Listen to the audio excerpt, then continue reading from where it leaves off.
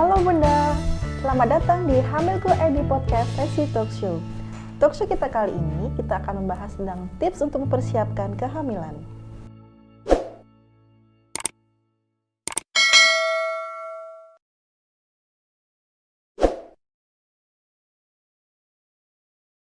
Dokter Nisa, berbicara tentang kehamilan, sebenarnya berapa lama sih waktu yang terbaik untuk diperlukan bagi pasangan baru untuk memulai kehamilan mereka?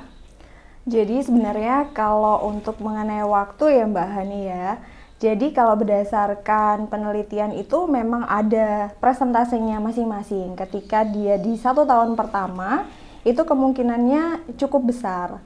Jadi pada 12 bulan pertama itu sekitar 85% pasangan suami istri itu akan mungkin hamil. Kemudian di 6 bulan pertama itu sekitar 80%, kemudian di 3 bulan pertama sekitar 50%, dan 1 bulan pertama itu sekitar 30%. Jadi sebenarnya masih ada rentang waktu 1 tahun untuk menunggu datangnya momongan. Oh, Gitu. berarti semakin pendek waktu untuk, maksudnya semakin Kemungkinannya masih kecil, kecil ya. ya. Jadi nggak usah khawatir kalau misalnya nih habis merit nih ternyata loh Kok belum hamil hamil gitu ya? lah, kan masih 1 bulan. Iya. Presentasinya masih kecil. Nanti kalau udah 12 bulan 1 tahun itu baru mulai was-was. Oh, oke. Berarti untuk pasangan muda sekalian nggak perlu khawatir ya dok, misalkan 1 bulan 2 bulan, aduh aku kok belum hamil Iya, nih. benar.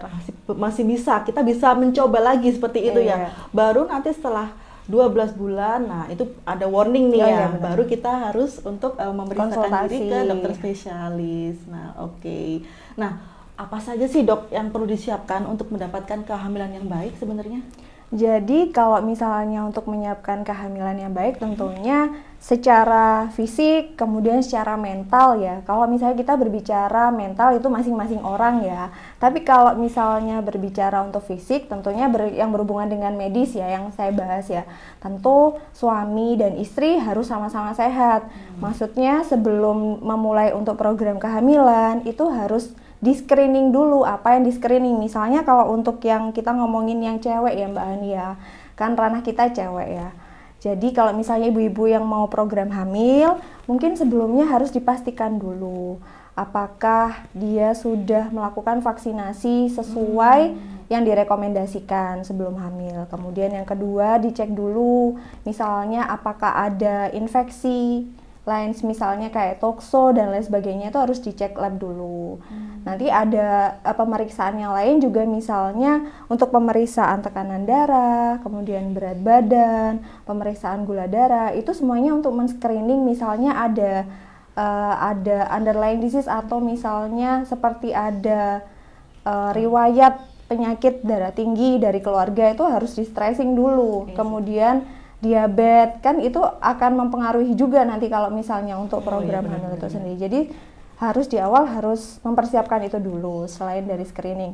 Kemudian yang kedua tentunya persiapan dari nutrisinya si ibunya sendiri gitu. Baru kemudian berpindah ke proses program hamilnya. Oke, berarti sangat penting sekali ya dok sebelum pasangan-pasangan yang menikah ataupun sebelum mereka merencanakan kehamilannya, jadi untuk datang ke dokter spesialis obstetrik ginekologi minimal untuk konseling ya terkait untuk persiapan kehamilannya. Iya benar sekali. Jadi memang harus konsultasi dengan dokter kandungan terlebih dahulu. Oke, berhubungan dengan aktivitas fisik nih dok, apakah olahraga juga berpengaruh dengan kesuburan atau persiapan kehamilan? Jadi kalau untuk olahraga itu memang merupakan salah satu hal yang cukup penting ya Mbak Hani ya. Jadi kenapa sih olahraga ini penting? Jadi mungkin banyak orang ya, apa sih olahraga kan buat bikin kurus, buat diet kayak gitu. Sebenarnya fungsi olahraga di sini adalah pentingnya untuk kesuburan adalah karena olahraga itu kan bisa membantu memperbaiki metabolisme tubuh.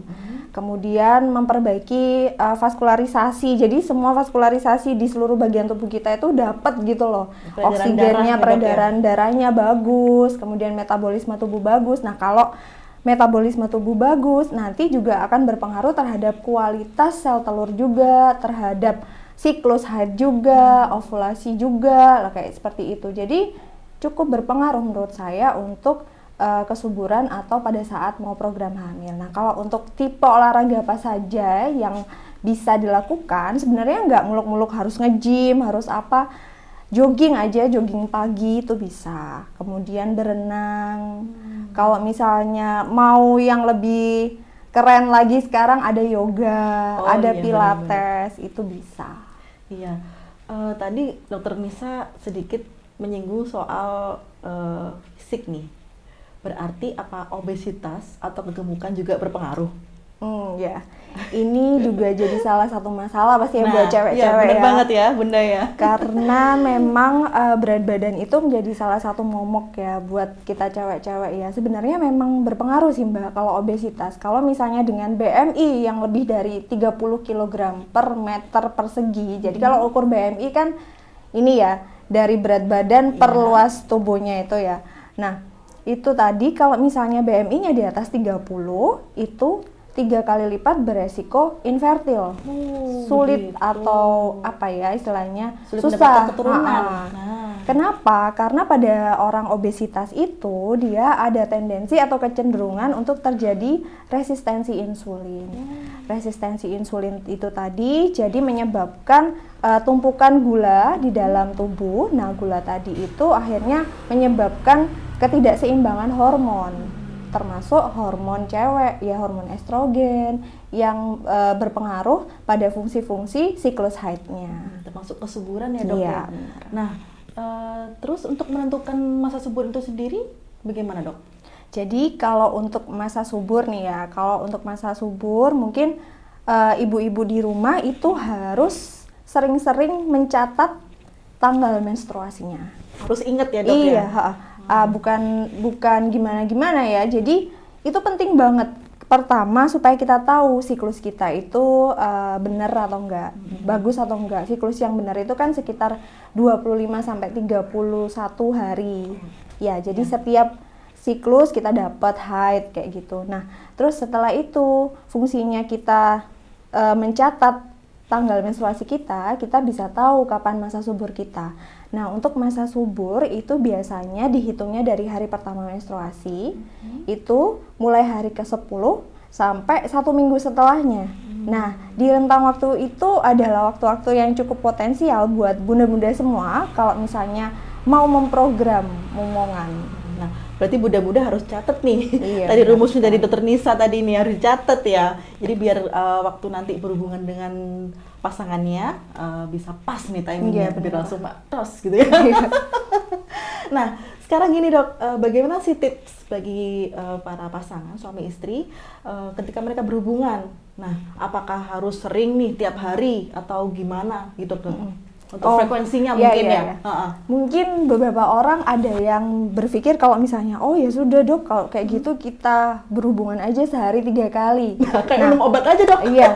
Nah, itu sebenarnya adalah apa ya, mitos ya, bukan mitos, sebenarnya kepercayaan yang salah ya. Karena begini, kalau misalnya cewek itu kan memproduksi sel telur ya namanya. Sel telur itu kan setiap bulan.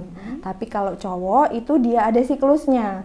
Jadi kalau untuk memproduksi sel spermanya itu dia butuh waktu sekitar 2 kali 24 jam untuk resting dulu, baru dia bisa optimal memproduksi lagi. Berarti di hari ketiganya nih yang Jadi optimal ya. kalau misalnya mau berhubungan ya jangan terlalu sering, 2 hari sekali aja udah cukup. Jadi kalau 1 minggu itu biasanya bisa 2 sampai 3 kali. Oh begitu. Gitu. Jadi bukan 3 kali sehari ya Iya, Bunda. Jangan seperti minum obat ya Bunda ya. Itu malah ini kualitas Mubazir spermanya nanti. mubazir, Iya, percuma. Jadi harus ada restnya, Capek harus juga ada, nanti harus ya. ada istirahatnya. Ya yang namanya manusia sama kayak sperma dan sel Sel telur telur. ya, harus ada istirahatnya mereka biar optimal. Benar begitu sekali. ya. Nah, sekarang ini pembahasan yang agak seru nih, Dok. Terus posisi apa Dok nih yang untuk berhubungan ya bagi suami istri yang bisa menentukan kesuksesan tuh hamil? Nih, posisi ya, bunda-bunda dengerin nih, posisi nih Bunda. Posisi ya. Ini Agak vulgar dikit, tapi ini tuh edukasi ya edukasi Bunda ya. Ini bukan kita ngomong-ngomong porno vulgar, ya. tidak, tapi kita edukasi biar bunda-bunda semuanya biar tahu bagaimana sih posisi yang benar ketika berhubungan dengan suami, seperti itu ya dokter ya. Benar sekali. Jadi kalau masalah posisi sebenarnya lebih ke individu masing-masing ya Mbak ya, preferensi masing-masing. Setiap pasangan pasti punya stylenya masing-masing, pasti punya sebenarnya lebih suka posisi Nyaman, apa, gitu. lebih nyaman posisi apa, itu sebenarnya ke masing-masing. Sebenarnya kalau untuk posisi sendiri tidak terlalu banyak berpengaruh untuk keberhasilan. Namun pada beberapa pasien dengan posisi rahim yang misalnya retrofleksi, maksudnya retrofleksi itu gini, jadi rahim perempuan itu ada yang dia menghadapnya ke depan, ada yang ke belakang. Nah kalau misalnya itu variasinya ternyata pas kebetulan nih bundanya pas periksa cek itu rahimnya madep ke belakang, mungkin ada sedikit variasi yang bisa dilakukan pada pasangan tersebut. Misal ini hanya saran aja, kalau misalnya biasanya ya pose yang biasa ya, ini bisa dicoba posisinya seperti ini seperti si bundanya telungkup Mbak. Jadi berhubungannya dengan posisi bundanya telungkup. Apa ya kalau ngomong ya? Doggy style seperti itu. Begitu ya. Ya. Mungkin itu bisa membantu karena kan posisi rahimnya ke belakang. Dari segi style itu kan gravitasinya kan ke bawah ya dok ya. Jadi ya memang. Jadi ya. Tapi itu, kalau lain itu terserah sih itu. hanya ketika kondisi Nggak terlalu berpengaruh. Iya hanya benar. pada Jadi kondisi sebenarnya khusus. kenyamanan ya. Iya, Ya dok ya. benar. Jadi tergantung pasangan itu sendiri nyamannya gimana. Lebih serak gimana gitu ya. Mau yang tidur terlentang, tengkurap dan sebagainya, Terserah. sebenarnya terserah ya dok ya. Oke begitu. Nah Bunda, maaf dokter Nisa, apakah perlu sebelum kita merencanakan kehamilan melakukan penapisan atau screening penyakit tertentu? Oh perlu. Seperti yang tadi saya sampaikan, kalau misalnya kita sebelum program hamil, kalau bisa kita harus tahu kita punya sakit apa, misalnya punya di kakak, nenek, ibu punya riwayat darah tinggi, kencing manis, kita harus tahu dulu, kita harus cek dulu tensi kita berapa, gula darah kita berapa. Jadi supaya kita tahu, kalau misalnya kita bagus semuanya oke, berarti nggak ada masalah. Termasuk juga panel-panel infeksi seperti TORCH yang saya sampaikan tadi. Ya. Terus kemudian hepatitis itu juga penting. Dan jangan lupa screening, sebenarnya ini adalah sifatnya voluntary ya. Jadi masing-masing orang kalau untuk screening infeksi itu, tapi itu sangat penting menurut saya untuk mengcek ada hepatitis atau tidak, kemudian ada HIV atau enggak, itu sudah bukan jadi satu hal yang tabu menurut saya ya. Itu satu hal yang penting kalau kita mau menyiapkan untuk kehamilan dan persalinan tentunya. Kayak gitu. Oke, misalnya nih dok, ketika kita screening semua normal-normal aja, tapi ketika hamil ada kan tiba-tiba yang kok tekanan darahnya tiba-tiba naik, gula darah naik. Nah itu gimana dok? Ya kalau misalnya kondisi seperti itu ada baiknya langsung berkonsultasi dengan dokter kandungan ya, gitu ya. Untuk tata laksana selanjutnya. Oke, terus ada nggak sih ini vitamin atau suplemen buat bunda-bunda sekalian yang mau mempersiapkan kehamilan? Kalau berbicara masalah vitamin, sebenarnya inti dari vitamin itu adalah menyuplai mikronutrien yang tidak bisa didapatkan dari makanan kan ya. Iya. Jadi sebenarnya dari makanan pun itu kita sudah bisa dapat mikronutrien itu. Sebenarnya mikronutrien yang penting pada saat orang melakukan promil itu adalah misalnya seperti selenium, kemudian zinc, kemudian omega 3, asam folat, kalsium, vitamin B6, kemudian koenzim 10 lah, seperti itu banyak didapatkan pada makanan-makanan seperti sayuran hijau. Kemudian yang kaya antioksidan itu pada buah-buahan yang mengandung vitamin C itu juga bisa, seperti jeruk dan lain sebagainya. Kemudian untuk asam folat, vitamin K itu bisa di buah alpukat bisa. Oh gitu ya. Kemudian untuk kalsiumnya sendiri dari produk dairy seperti susu itu bisa. Jadi banyak sebenarnya. Kalau untuk suplemen sebenarnya nanti lebih bagusnya berkonsultasi dengan dokter kandungan secara langsung, karena setiap orang nanti mungkin ada kecenderungan masing-masing. Mungkin dia butuh lebih banyak ke arah mana, mikronutrien yang mana, seperti itu. Tapi secara general yang dibutuhkan mikronutrien dan juga yang mengandung zat-zat yang mengandung antioksidan. Karena antioksidan itu akan menangkal radikal bebas, di mana radikal bebas itu nanti bisa membantu mencegah atau mencegah kerusakan lah, mencegah kerusakan pada sel telur kayak gitu, dan membantu meningkatkan kualitas sel telur dari ibu-ibu semuanya. Oke, berarti semua vitamin itu sebenarnya ada ya dok, semua di dalam makanan, sayuran, ikan, dan sebagainya ya dok ya. Nanti kalau memang dibutuhkan kondisi khusus atau perlu tambahan vitamin, baru kita berkonsultasi dengan dokter spesialis atau bidan ya dok ya. Nah, untuk vitamin-vitamin itu misalnya ibu-ibu, bunda-bunda ini dapat dari dokter ya, boleh nggak sih dikonsumsi bersamaan dengan susu kehamilan dok? Boleh, jadi kalau misalnya untuk konsumsi susu sendiri itu kita nggak ada pantangan ya Mbak Hani ya. Kalau misalnya mau minum vitamin dok, mau minum susu boleh, asalkan minumnya nggak bersamaan. Jadi supaya terserapnya maksimal. Kalau minum vitamin paginya, susu mungkin malamnya kayak gitu. Tapi boleh. Oke. Nah, dokter, bila tadi kan kita di awal dokter sudah membahas tentang lamanya pasangan mendapatkan suatu anak atau hamil dalam kehamilan tadi 1 tahun ya doknya. Nah, bila dalam 1 tahun menikah dan juga belum hamil, apa ini yang harus dilakukan bagi pasangan-pasangan bunda-bunda semua di rumah nih? Jadi kalau misalnya waktu 1 tahun itu warning ya, masih warning ya. Kalau misalnya warning itu kita bisa datang ke dokter kandungan tentunya untuk berkonsultasi mengenai organ reproduksinya, apakah ada masalah, tentang siklus haidnya. Kalau misalnya normal semua dari si ibunya atau bundanya, mungkin pasangannya juga dicekkan juga. Jadi nanti dilakukan pemeriksaan juga pada sel sperma dari pasangannya juga. Berarti intinya harus berdua ya dok ya datang. Nah ya bunda. Jadi kadang-kadang kan ini ibu-ibu terus nih ya yang disalahkan kalau masalah seputar kesuburan ya. Nah, masalah kehamilan atau punya anak kan urusan berdua ya, urusan suami dan istri. Nah, untuk mempersiapkannya pun bunda sekalian juga harus bekerja sama dengan pasangan. Nah, ini dok, yang terakhir nih dok, ada pertanyaan nih dari bunda-bundanya yang pernah keguguran. Nah, untuk kasus-kasus ibu-ibu atau bunda-bunda yang pernah keguguran itu untuk memulai program hamil kembali setelah beliau keguguran itu berapa lama dok? Yang waktu yang idealnya gitu? Oke. Jadi kalau misalnya kita menemui kasus keguguran nih ya, seperti sebenarnya intinya itu sama pada saat kita kalau menstruasi siklusnya kan 1 bulan ya Mbak Hani ya. Jadi dinding rahim itu juga healingnya atau dia menyembuhnya itu ya dalam waktu 1 bulan itu. Sebenarnya 1 bulan setelah pasca kuret atau pasca keguguran itu sudah bisa program hamil. Jadi dalam waktu 1 atau 3 bulan itu sudah bisa mulai program hamil lagi. Oke, berarti intinya nggak ada patokan ya dok? Misalkan sebelum 3 bulan harus nunggu 1 tahun? Oh nggak perlu ya. Oh. Nah dokter, kita ini udah memasuki sesi yang terakhir. Sesi kita kali ini adalah kita mau bahas mitos atau fakta. Oke, dokter Nisa, mitos atau fakta makan toge dapat menyuburkan kandungan?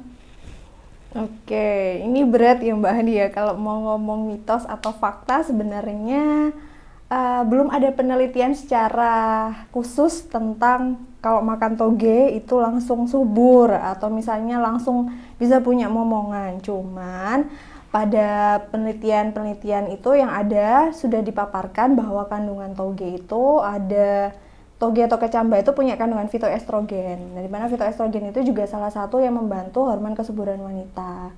Kemudian dia juga ada kandungan asam folat juga dan ada kandungan antioksidan atau radikal bebas tadi. Jadi sebenarnya dia tidak serta-merta langsung membuat orang subur, tapi secara tidak langsung dia mempunyai peran untuk membantu meningkatkan kesuburan.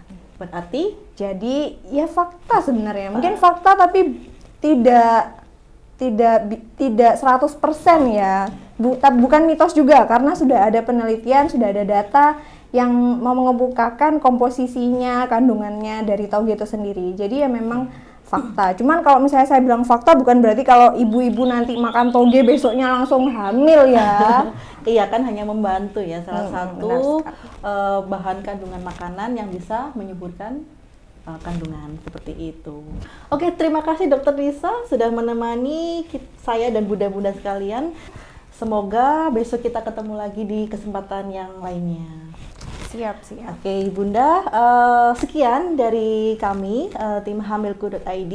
Jangan lupa subscribe IG hamilku.id untuk mendapatkan tips-tips seputar kesehatan lainnya, dan juga di website ataupun aplikasi hamilku.id. Saya Hani undur diri. Mohon maaf bila ada salah kata. Hamilku.id, platform pilihan ibu Indonesia.